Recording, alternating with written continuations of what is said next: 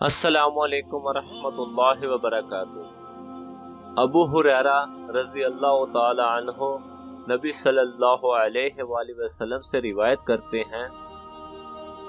کہ آپ صلی اللہ علیہ وآلہ وسلم نے فرمایا، 7 آدمیوں کو اللہ اپنے سائے میں رکھے گا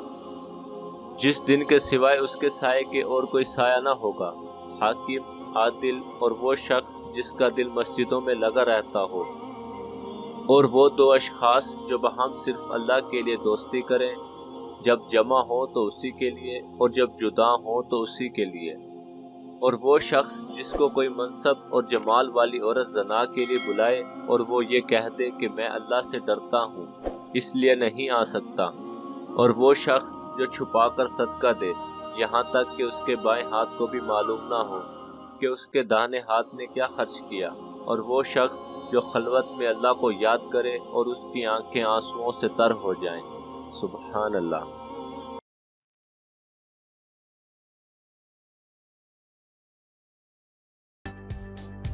The